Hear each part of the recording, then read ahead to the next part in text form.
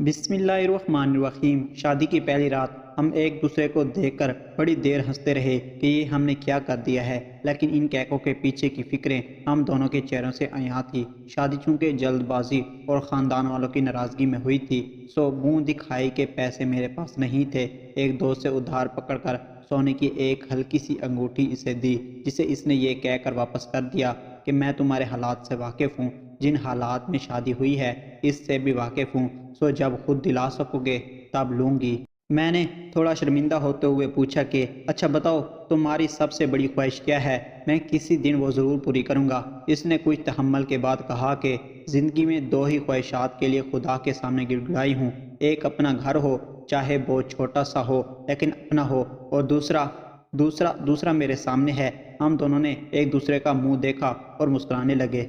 پسند کی شادی پہ عورت پہلے اپنے گھر والوں سے سنتی ہے، بعد میں سسرال سے وہ ساری کشتیاں جلا کر آئی تھی، سو اس نے زبان سی لی۔ اب اگلی ذمہ داری میری تھی۔ ایک دوست کے توسط سے لاہور میں ایک کال سینٹر میں جاب مل گئی، لیکن میں کبھی اپنے شہر سے نکلا نہیں تھا، سو ایک انجان شہر میں جانے کے لیے مجھے تھوڑا سا سرمایہ درکار تھا۔ ابو سے مجھے 10,000 ملے، اگلے ہفتے کی ٹکٹ تھی۔ رات کو میں حسابوں میں مصروف تھا تو وہ میرے پاس آئی۔ اس نے اپنے زور سے بند مٹھی کھولی اور میرے سامنے کر دی۔ میں نے کہا تم فکر نہ کرو، میرے پاس پیسے ہیں، یہ تم اپنے پاس۔ یار مجھ سے جھوٹ نہ بولا کرو، مجھے پتہ ہے نہیں ہے۔ میں خاموش ہو گیا کیونکہ پیسوں کی ضرورت مجھے تھی۔ اگلے ہفتے میں اسے چھوڑ کر لاہور نکل گیا۔ لاہور میرے لیے انجان تھا۔ کچھ دن دوست کے گھر رہا، بعد میں جب اپنی رہائش ڈھونڈنی پڑی تو دال روٹی کا بھاؤ پتہ چلنے لگا۔ رہائش اور ماہانہ اخراجات کے حساب لگایا تو یہ میری سوچ سے زیادہ تھا۔ پیچھے میری ایک منتظر بیوی بھی تھی، اور ایک تنخواہ میں مجھے میرا گزارا ہوتا مشکل نظر آ رہا تھا۔ پتہ نہیں یہ اس کی محبت تھی یا حساس ذمہ داری، میں نے بھی طے کیا کہ کچھ نہ کچھ تو کروں گا ہی۔ اس نے اگر میرے بھروسے سب چھوڑا ہے تو اس کا بھروسہ نہیں ٹوٹنے دے سکتا۔ میں نے اپنے کال سینٹر کے قریب کام ڈھونڈنا شروع کر دیا۔ اتفاق سے وہاں ایک ریسٹورنٹ میں مجھے نوکری مل گئی۔ ہوتا اب یہ تھا کہ صبح 7 سے شام 5 میں کال سینٹر میں تھا، وہاں سے آ کر سو جاتا تھا، اور رات 12 سے صبح 6 نائٹ شفٹ پہ ریسٹورنٹ۔ اس اضافی کام کا میں نے گھر نہیں بتایا تھا، ورنہ میری بیوی مجھے کبھی یہ نہ کرنے دیتی۔ مہینے بعد گھر گیا تو 12,000 اس کے ہاتھ میں رکھ دیے۔ اس نے چمکتی آنکھوں کے ساتھ 3 دفعہ گنتی کی، پھر انہیں 2 دفعہ چوما اور نمناک آنکھوں کے ساتھ اپنے اٹیچی کیس میں اپنا حق سمجھ کر رکھ لیے۔ اس کی وہ خوشی میرے لیے کائنات کی سب سے محبوب شے تھی۔ اس کی دعائیں تھیں یا اس کا رزق۔ 2 ماہ میں مجھے ایک فارم میں نوکری مل گئی۔ یہاں میری تنخواہ 40,000 تھی، جو میری سوچ اور ضرورت کے حساب سے کافی زیادہ تھی۔ اس نوکری کا میں نے اسے نہیں بتایا، اس کو سرپرائز دوں گا۔ اس دفعہ میں 2 ماہ بعد گھر گیا۔ سالگرہ پہ ایک چھوٹا سا کیک ہم 7 لوگوں میں تقسیم ہوا۔ رات کو ہم جب کمرے میں اکیلے ہوئے تو اسے ایک ڈبہ پکڑا دیا۔ اس نے خوشی اور حیرت سے اسے الٹا پلٹا کر دیکھا اور پوچھا کیا ہے اس میں، خود ہی دیکھ لو۔ اوہ اچھا، میرے پاس بھی کچھ ہے، میں نے حیرت سے پوچھا۔ واقعی کیا؟ اس نے اپنی اٹیچی کیس سے ایک چھوٹا سا ڈبہ نکال کر مجھے دے دیا۔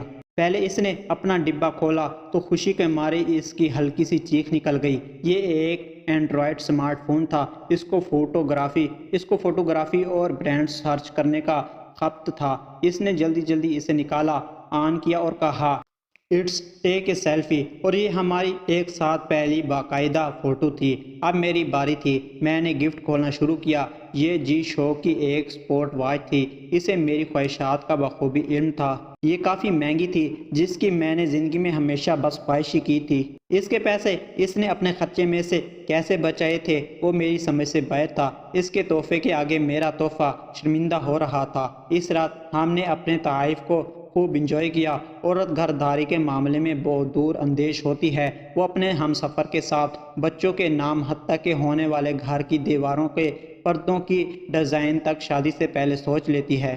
ہم نے شادی کی پہلی رات یہ وعدہ کیا تھا کہ اولاد کی طرف تب جائیں گے جب ان کو خود سے بہتر زندگی دے سکیں گے۔ ہماری اگلی کوشش اپنے گھر کے لیے تھی، جس کے لیے ہم دونوں ایک دوسرے سے چھپ کر کوشش کر رہے تھے۔ اس نے بھی ایک پرائیویٹ اسکول میں ٹیچنگ شروع کر دی تھی، اور گھر میں بھی کچھ بچے پڑھنے آ جاتے تھے۔ 2 سال بعد آخر وہ دن آ گیا جس کے لیے اس نے ساری زندگی خواہش اور میں نے محنت کی۔ یہ بھی اس کا برتھ ڈے سرپرائز تھا۔ شہر کے ایک پوش علاقے میں 4.5 مرلے کا ایک پلاٹ۔ اس کو جب میں نے بتایا کہ یہ تمہارا ہے تو زندگی میں پہلی دفعہ میرے سامنے وہ دھاڑے مار مار کے روئی، جیسے یہ سب آنسو اس نے اسی دن کے لیے بچا رکھے تھے۔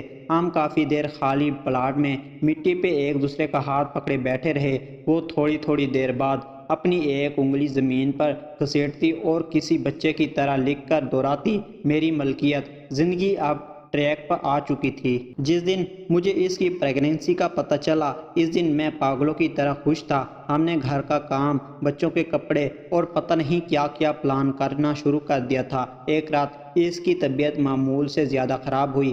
میں اپنی زندگی میں اس کو لے کر کبھی نہیں ڈرا، اس وقت بھی نہیں جب پورے خاندان کے سامنے اکیلا کھڑا تھا، لیکن زندگی میں پہلی دفعہ اس کی اس حالت نے میری روح نچوڑ کے رکھ دی۔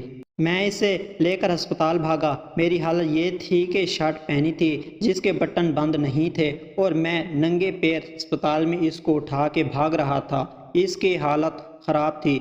ڈاکٹرز نے ایک زندگی بچانے کا آپشن دیا تھا جس کا جواب واضح تھا۔ میں وارڈ کے باہر فرش پہ گھٹنوں کے بل بیٹھا اللہ تعالیٰ سے اس کی زندگی کی بھیک مانگ رہا تھا، لیکن خدا کو کچھ اور منظور تھا۔